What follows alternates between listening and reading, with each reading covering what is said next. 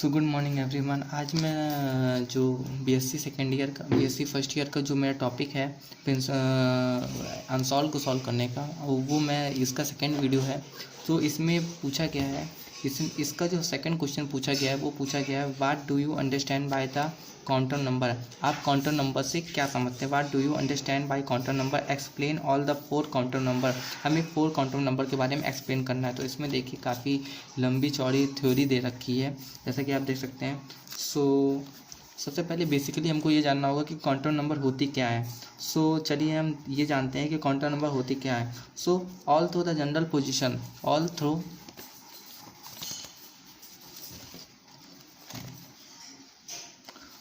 The general position of the electron are described by principal quantum number.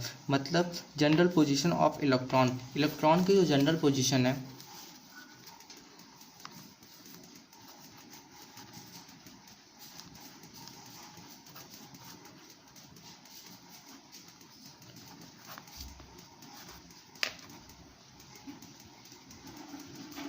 General position of electron.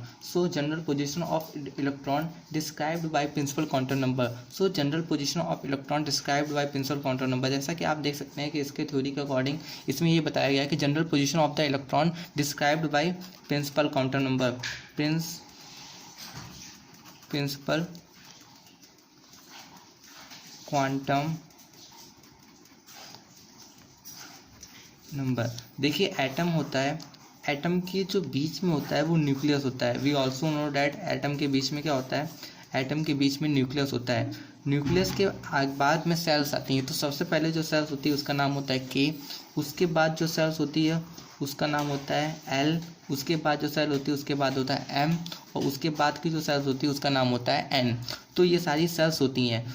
अब हम इसमें हम ये quantum number के अकॉर्डिंग हम ये बता सकते हैं कि जो भी इलेक्ट्रॉन है वो इनमें से कौन सी सेल्स में है, कौन सी सेल्स की सब सेल्स में है, और उसका ओरिएंटेशन कैसा है, उसका जो ओरिएंटेशन है स्पेस में वो कैसा है। तो हम इसके सारी चीज़ों के बारे में हम क्वांटम नंबर के अकॉर्डिंग बना सकते हैं। तो सबसे पहला जो क्वांटम नंबर होते हैं, क्वांटम नंबर बेसिकली 4 टाइप के उसके होते हैं, 4 टाइप्स के होते हैं। Principal quantum number basically 4 type के होते हैं।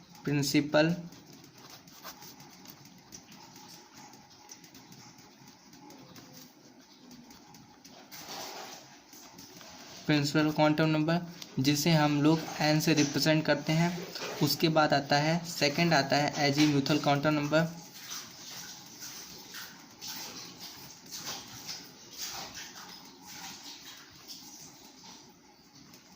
क्वांटम नंबर जिसे हम लोग एल से रिप्रेजेंट करते हैं, फिर उसके बाद आता है मैग्नेटिक क्वांटम नंबर जिसे हम लोग एम से रिप्रेजेंट करते हैं। और थर्ड आता है स्पिन क्वांटम नंबर।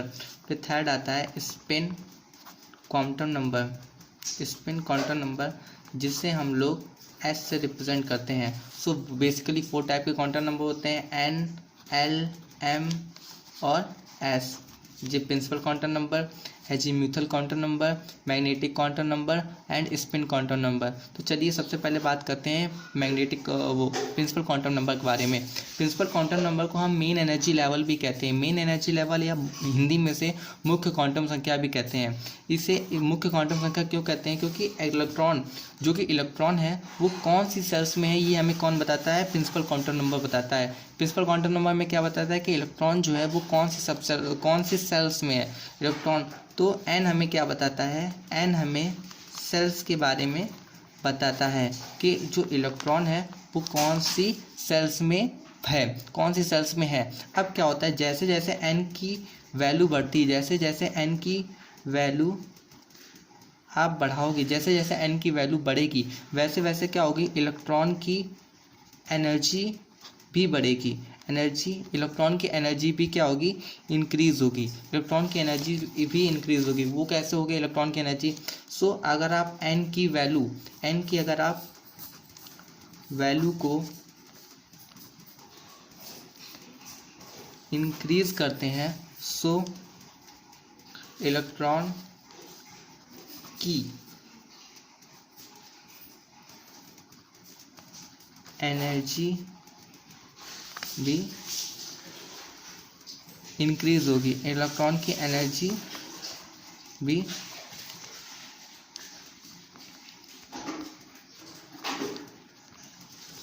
इंक्रीज होगी। ऐसा क्यों होता है? देखिए क्या होता है कि देखिए ये एटम है, एटम के बीच में अगर मान लीजिए इलेक्ट्रॉन के सब सेल्स में है, इलेक्ट्रॉन अगर के सब सेल में है तो इलेक्ट्रॉन तो इसके बहुत पास हुआ, तो इलेक्ट्रॉन इससे पास हुआ तो जैसा कि हम लोग जानते हैं कि न्यूक्लियर में क्या होता है, न्यूक्लियर में क्या होता है, पॉजिटिव चार्ज होता है, न्यूक्लियर में क्या होता है, पॉजिटिव चार्ज होता है, न्यूक्लियर में पॉजिटिव चार्ज होता है, तो इससे काफ़ी इसको अट्रैक्ट करेगा और इसको कहीं भी जाने नहीं देगा।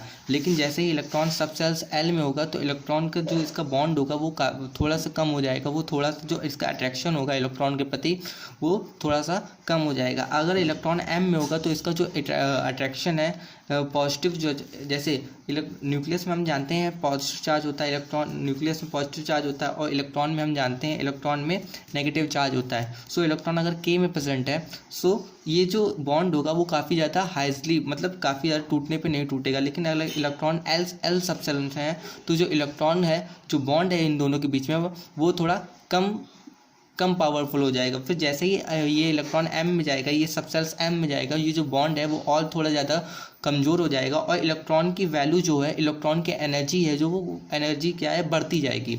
और जैसे ही जैसे इलेक्ट्रॉन एन में आएगा, इलेक्ट्रॉन की जो एनर्जी है, इलेक्ट्रॉन की जो एनर्जी है वो बहुत ज़्यादा हाई हो जाएगी और इलेक्ट्रॉन मूव कर जाएगा। सो हमें इलेक्ट्रॉन की एनर्जी के बारे में कैसे पता चला? हमें इलेक्ट्रॉन की एनर्जी के बारे में एन से पता चला, यानी कि प्रिंसिपल क्वांटम नंबर से पता चला। एक चीज़ और बात याद रखने वाली बात ये है कि इलेक्ट्रॉन एन की वैल्यू कभी भी जीरो नहीं होगी। एन की वैल्यू कभी भी जीरो नहीं होगी। एन की वैल्यू जीरो नहीं होगी। क्यों नहीं होगी? एन की वैल्यू देखिए, इलेक्ट्रॉन जैसे ही किस में होगा, के में होगा, के क्या है 1 है, फिर एल में होगा, एल क्या है 2 है, एम में होगा, एम क्या है 3 है, एन में होगा, एन क्या है 4 है। तो यहाँ पे जीरो की तो बात हुई नहीं, तो एन की वैल्यू कभी भी जीरो नहीं होगी। हाँ, जीरो छोड़ के 1 2 3 4 एक्सेट्रा हो सकती है, 0 4 एक्सेट्रा हो सकती है, लेकिन जीरो नहीं होगी, जीरो इसकी वैल्यू नहीं होगी। ओके, उसके बाद आता है azimuthal quantum number. Azimuthal quantum number क्या होता है? एजीम्यूथल क्वांटम नंबर भी जो है इसे एल से रिप्रेजेंट करते हैं। एजीम्यूथल क्वांटम नंबर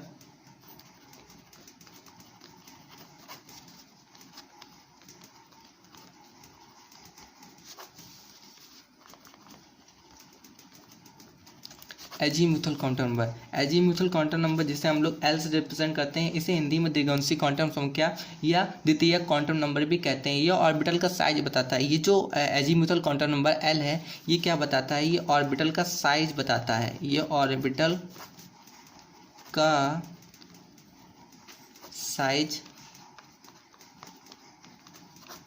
बताता है। ये ऑर्बिटल का साइज बताता है। सो देखिए, अगर ऑर्बिटल का साइज बताता है तो इसकी जो वैल्यू है वो हम लोग एन से डिफाइन कर सकते हैं। कैसे डिफाइन कर सकते हैं? अगर एन की वैल्यू 1 है, तो एल की वैल्यू कितनी होगी? एल की वैल्यू 0 होगी। अगर एन की वैल्यू 2 है सो एल की वैल्यू कितनी होगी? 0 1 होगी। और ये जो एल है ये किस में डिफाइन करेगा? ये एस सब सेल्स में पाया जाएगा। और अगर n की वैल्यू 0 और 1 है सो ये एस पी सब सेल्स में पाया जाएगा।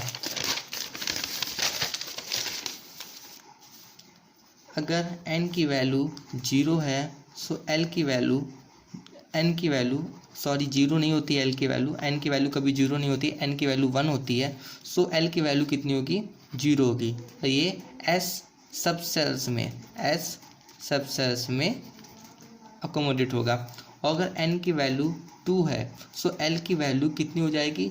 0 हो जाएगी, 1 हो जाएगी। और ये किस में हो जाएगा? ये s एंड p सब सेल्स में अकोमोडेट हो जाएगा।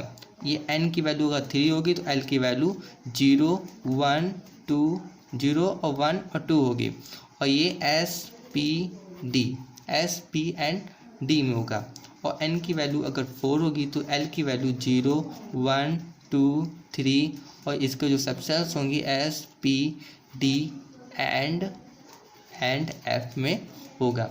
तो इसे भी हम लोग क्या करते हैं, और जो ऑर्बिटल का साइज बताने के लिए हम लोग क्या करते हैं, एल का यूज़ करते हैं, एजीमुथल क्वांटम नंबर का यूज़ करते हैं। देखिए यही लैंग्वेज जो है जो इसमें दे रखी है, it describe the part of energy due to the orbital motion about the nucleus, it's represent by L. So आप इसको अपने आप रीड कर सकते हैं। सो इसमें भी यही बात कही गई है। और देखिए जो इसमें जो प्रिंसिपल क्वांटम नंबर है, ये देखिए जो प्रिंसिपल क्वांटम नंबर के बारे में है, तो इसमें भी कुछ ऐसे ही बात रखी, main energy level has defines location and energy of an electron in wave mechanical model, it determine the size of electron orbital. ये क्या होता है, इन वेव मैकेनिकल मॉडल में, एक वेव मैकेनिकल मॉडल में ये क्या करता है, डिटरमाइन करता है। क्या डिटरमाइन करता है, size of the electron orbital. This principal quantum number is measure of the effective volume of an electron cloud. देखिए क्या क्या बताता है, इफेक्टिव वॉल्यूम। इफेक्टिव मतलब जिसका इफेक्ट हो, तो effective volume of electron cloud को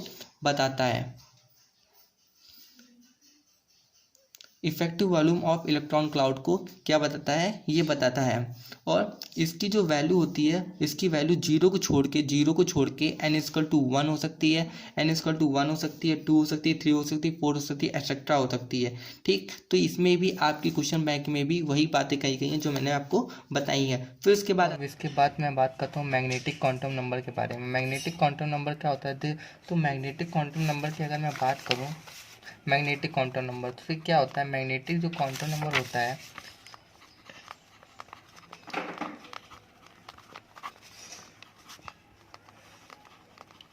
मैग्नेटिक क्वांटम नंबर को हम लोग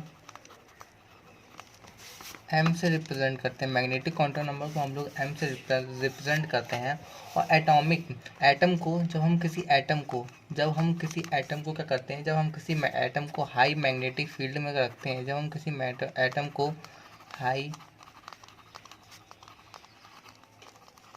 हाई मैग्नेटिक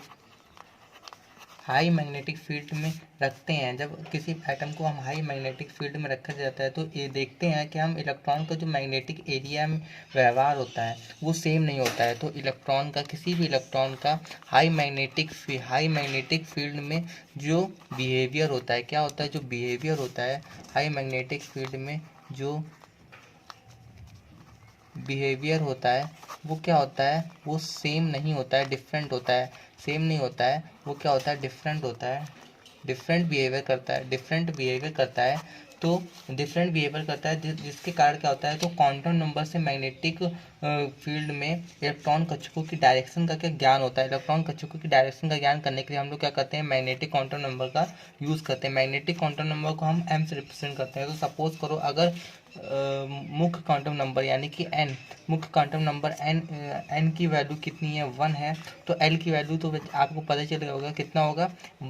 n हमेशा 1 से स्टार्ट होता है, n की वैल्यू कभी भी 0 नहीं हो सकती, मैं आपको पहले ही बता चुका हूँ। सो अगर n की वैल्यू 1 है और तो l की वैल्यू 0 होगी, और ये वेरी करेगा s सब ऑर्बिटल में ये वेरी करेगा।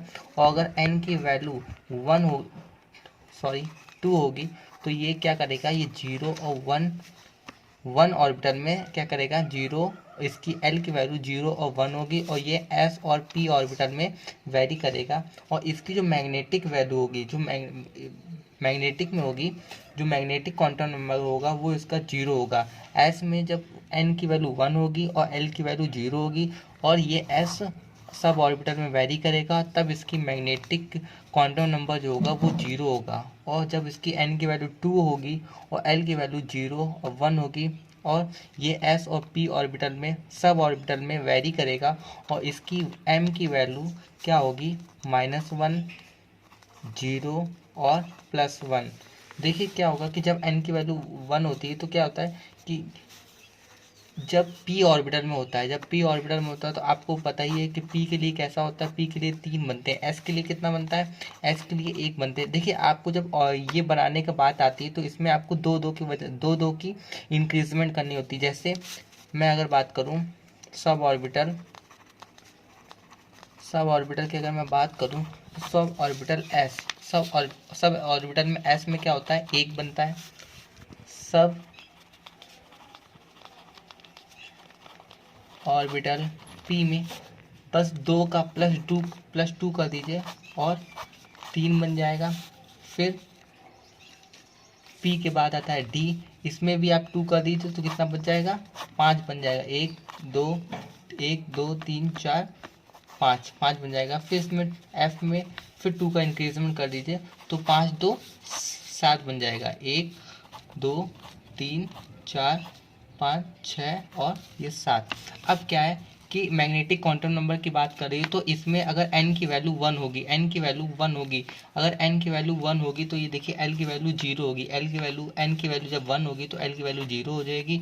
और ये s ऑर्बिटल में देखिए s ऑर्बिटल है, s ऑर्बिटल में वेरी करेगा और इसमें m की जो वैल्यू होगी वो m की वैल्यू क्या होगी, m की वैल्यू भी यहाँ पे, m की वैल्यू यहाँ पे क्या होगी, 0 होगी। और अगर p में होगा तो m की वैल्यू कैसी होगी, ये देखिए -1 इस ऑर्बिटल के लिए, 0 इसके लिए और +1 इसके लिए। और डी के लिए क्या होगी, डी के लिए -2 -1 0 और +1 और +2। सो ऐसे करके ये f ऑर्बिटल में क्या होगी, जब f ऐसे करके इसको फिल किया जाता है। सो अब जो मैं सेकंड चीज़ के बारे में बात करने वाला हूँ वो है spin quantum number. Spin quantum number की जो इलेक्ट्रॉन का है, जो इलेक्ट्रॉन की जो डायरेक्शन है वो कैसी है। तो इसके पहले मैं मुझे जो इसकी लैंग्वेज है वो उतनी ज़्यादा बेटर नहीं लग रही है, सो मैंने जो खुद से नोट बनाए हैं मैं उसकी बात करता हूँ। तो it indicates the direction of spin, it indicates the direction of spin of the electron spinning on its own axis and may have 2 value.